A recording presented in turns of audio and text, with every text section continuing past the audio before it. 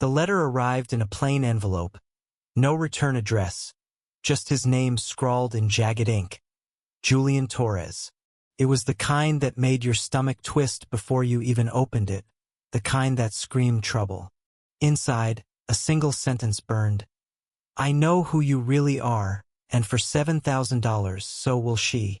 Julian stood frozen in his Brooklyn apartment, the paper trembling in his hands. At 28, he'd finally clawed his way to a life that felt like his own. A graphic designer with a small but loyal client base. A circle of friends who celebrated his courage when he came out as gay 2 years ago. And now, a budding romance with Ezra Cohen, the soft-spoken barista who made his heart race every time their eyes met. But this letter, this venomous scribble, threatened to unravel it all. His ex-wife, Marissa, didn't know he was gay when they divorced 3 years ago. He'd buried that truth under layers of denial, shame, and a marriage that crumbled under the weight of his unspoken identity. Now someone new. Someone was ready to sell his past for a price. The autumn air was crisp as Julian walked to Prospect Park, his mind a storm of questions. Who could know? Who would do this? He'd been careful, hadn't he? Coming out had been his liberation, a middle finger to the years spent suffocating in a life that wasn't his. His friends had called him brave, their cheers echoing at the Pride Parade where he'd first felt free. But bravery, he was learning, came with a cost. He spotted Ezra sitting on their usual bench, his curly blonde hair catching the late afternoon light. At 27, Ezra was a poet disguised as a barista, his hazel eyes always searching for the beauty in the ordinary. Julian's heart steadied at the sight of him, but the letter's weight in his pocket felt like a betrayal waiting to detonate. Jules, you okay? Ezra's voice was soft, laced with concern as Julian sat beside him. Julian forced a smile, but it cracked at the edges. Just a rough day. He couldn't bring himself to tell Ezra about the letter. Not yet. The shame of his past, his marriage, his secrecy, felt like a wall between them. Instead, he leaned into Ezra's warmth, their shoulders brushing as they watched joggers and dog walkers pass by. For a moment, the world was just them, 2 men carving out a fragile slice of peace in a city that never slowed down. But peace was a lie. That night, Julian's phone buzzed with a text from an unknown number. Wire $7,000 by Friday, or Marissa gets the full story. His chest tightened. Marissa lived in Chicago now, remarried. A new life built on the ashes of their failed one. She didn't know why their marriage ended, only that Julian had pulled away, his affection fading like a signal lost to static. If she learned the truth now, it wouldn't just humiliate her. It would destroy the delicate truce they'd forged. Worse, it could drag Ezra into a mess he didn't deserve. Julian's mind raced to his inner circle. His best friend, Lena, a 30-year-old photographer with a fierce loyalty and a penchant for gossip, knew everything about his past. Could she have slipped? Then there was Marcus, his 29-year-old coworker, always bitter about Julian's freelance success. Or maybe it was someone from his old life, someone from the church he'd left behind when he walked away from Marissa and the expectations of a perfect husband. Each name felt like a splinter under his skin. By Wednesday, the texts escalated. Tick-tock, Julian. $7,000 or your secret's out. He hadn't slept, his eyes hollow as he sat across from Ezra at a cozy diner in Williamsburg. Ezra reached for his hand, his touch grounding but fleeting. Talk to me, Ezra said, his voice a quiet plea. Julian wanted to confess, to spill the fear clawing at him, but the words caught in his throat. Instead, he lied, mumbling about work stress, hating himself for the distance it created. That night, alone in his apartment, Julian made a decision. He wouldn't pay. Whoever this was, they didn't get to hold his truth hostage. He'd fought too hard to live authentically, to love Ezra without shame. But as he typed a defiant reply, "I'm not paying you a dime," his phone rang.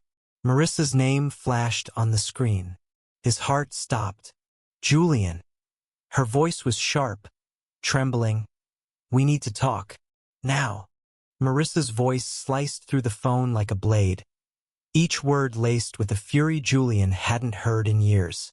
"Someone sent me an email, Julian. They said you've been lying to me about everything." Her pause was heavy, expectant, as if she could will the truth out of him across the miles. Julian's grip on the phone tightened, his apartment suddenly too small, the walls closing in. "What did it say?" he managed, his voice barely above a whisper. "It said you're gay, that you knew it when we were married and never told me." Marissa's tone wavered between anger and hurt.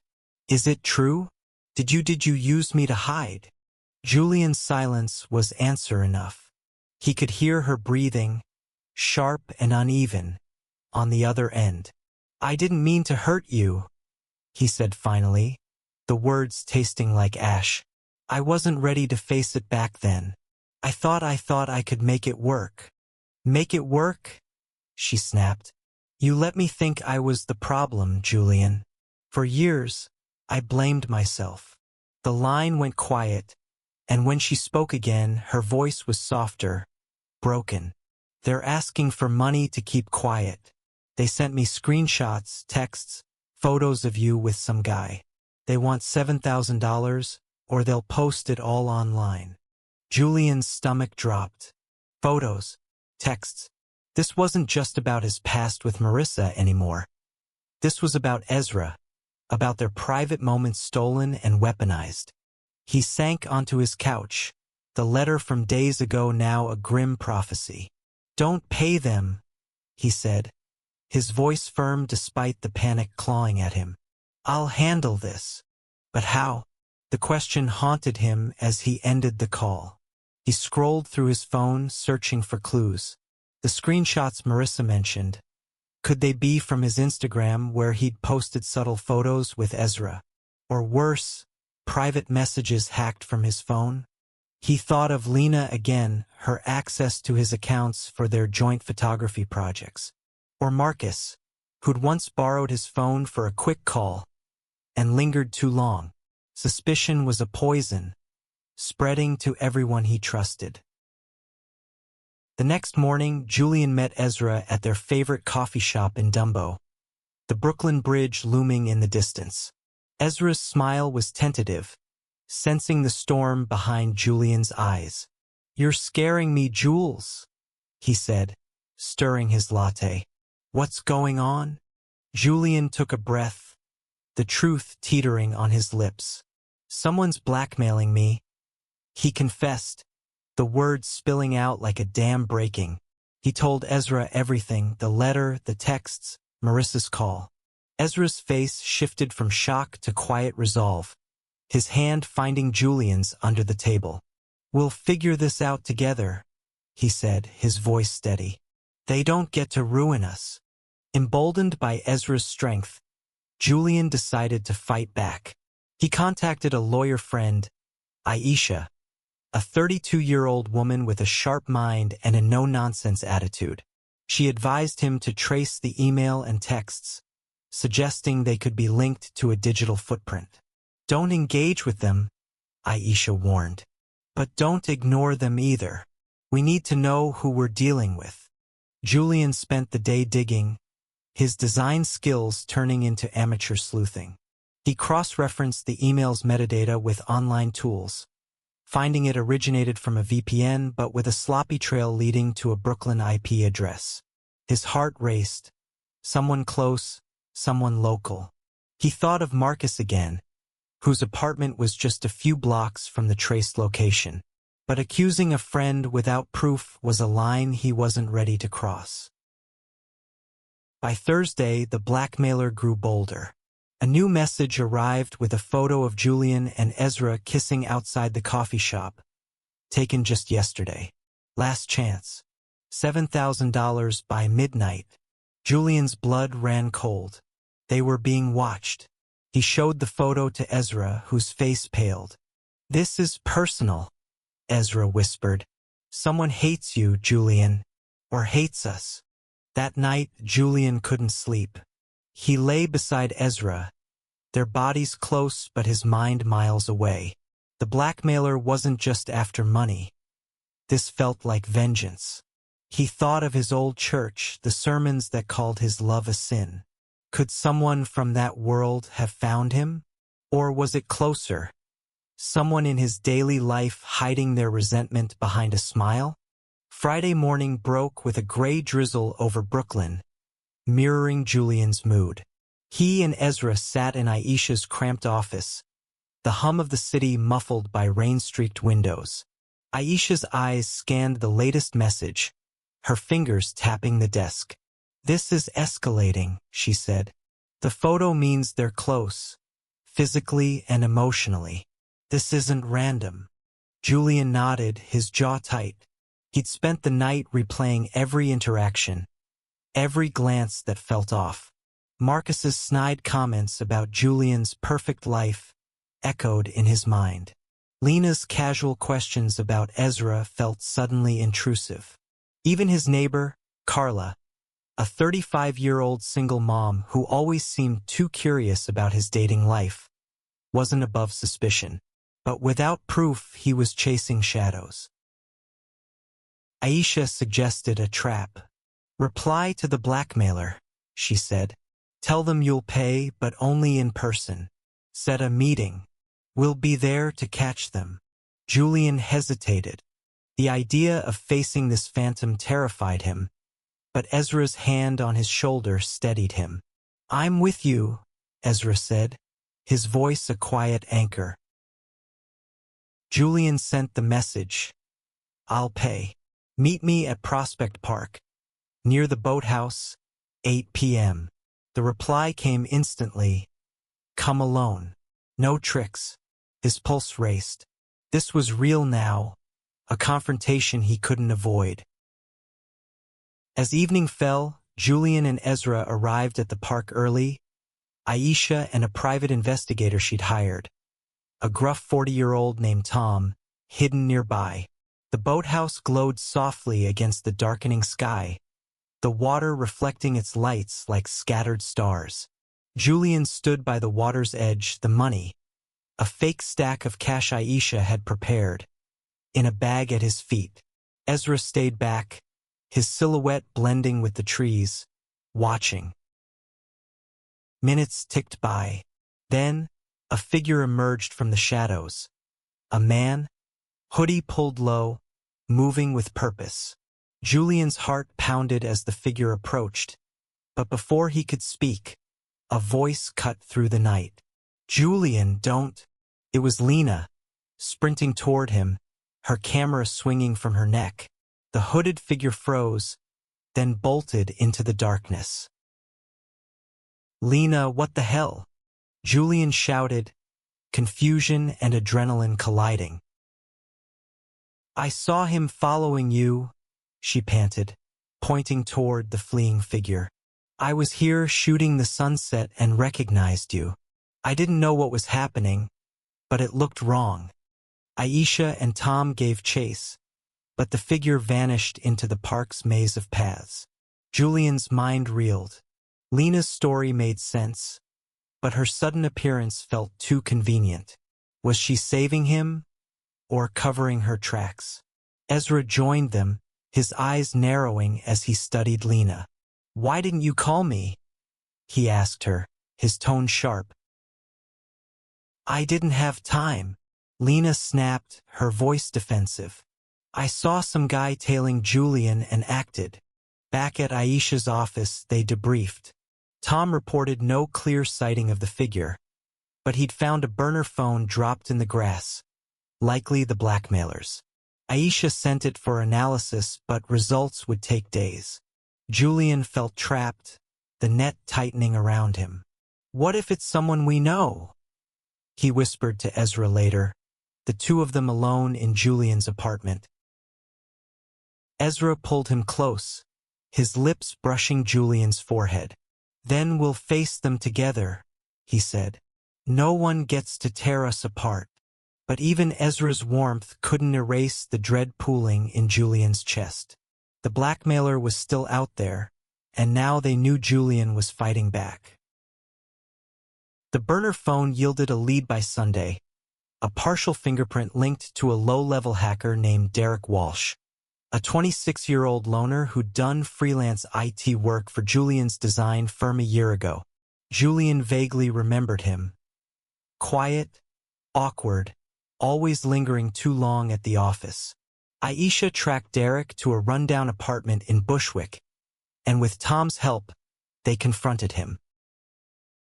Derek crumbled under pressure, admitting he'd been hired to dig up dirt on Julian. "It wasn't personal," he stammered, his eyes darting. "They paid me $500 to hack your phone and send the info."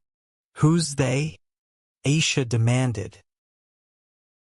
Derek hesitated, then muttered a name: Carla Esposito, Julian's neighbor, the single mom who'd always asked about his life with a smile that now felt like a mask. Julian's world tilted. Carla? She'd been in his apartment, borrowed sugar, chatted about her kid. Why would she do this? Tom staked out Carla's apartment while Julian and Ezra wrestled with the betrayal. "She seemed so normal," Ezra said, his voice thick with disbelief. Julian nodded, but the pieces were falling into place. Carla had been at the church picnic years ago, before Julian left that world. She'd known Marissa, known their marriage. Had she been waiting all this time to strike? That night, Aisha devised a new plan. They'd confront Carla, record her confession, and turn it over to the police. Julian felt sick at the thought of facing her, but he agreed. He knocked on Carla's door, Ezra and Aisha waiting out of sight with Tom's hidden recorder running. Carla answered, her smile faltering when she saw Julian's expression. "Carla, I know it's you," Julian said, his voice steady despite the rage inside. "You're blackmailing me. Why?" Her face hardened, the mask slipping. "You don't get to just walk away, Julian," she spat. "You broke Marissa's heart, lied to everyone at church, and now you're parading around with him?" She gestured vaguely toward Ezra, her voice dripping with venom. "I needed the money, sure, but you deserved this." Julian's fists clenched, but he kept his cool. "You sold my life for $7,000. Was it worth it?" Carla's eyes flickered with guilt, but she doubled down. "You're not the hero everyone thinks you are. You're a liar." The recorder caught every word, and when Aisha stepped forward, Carla's face drained of color. It was over. The police took Carla into custody the next day, her confession enough to charge her with extortion. Derek, desperate to avoid jail, agreed to testify against her. Julian felt no triumph, only a hollow relief. The truth was out, but so was his pain, laid bare for Marissa, Ezra, and everyone who'd called him brave. He met Marissa in Chicago a week later, at a quiet cafe near Lake Michigan. She looked older, softer, her anger replaced by a quiet sadness. "I wish you'd told me," she said, stirring her coffee. "Not for me, but for you. You carried that alone for so long." Julian nodded, tears stinging his eyes. "I was scared. I thought I could outrun it." They talked for hours, not as exes but as two people who'd once loved each other, flawed and human. She forgave him not because she had to, but because she wanted to. It was a gift he hadn't expected. Back in Brooklyn, Julian and Ezra stood in Prospect Park, the same bench from their first moment, now a symbol of their resilience. "I'm sorry you got dragged into this," Julian said, his voice thick with emotion. Ezra smiled, his hand finding Julian's. "I'd go through it all again for you," he said. "This us. It's worth fighting for." They kissed under the autumn leaves, the city humming around them, their love a quiet rebellion against the world's cruelty. The ordeal taught Julian that bravery wasn't a single act, like coming out or facing a blackmailer. It was the daily choice to live authentically, to love fiercely, even when the world demanded he hide. His friends rallied around him, Lena's loyalty proven, Marcus's bitterness fading as he apologized for his distance. The church, Carla's weapon, lost its hold over him. He was free, not because the fight was over, but because he'd chosen to stand in it. As the sun set, Julian carved a new message into their bench. Love wins. It was simple, true, and enough.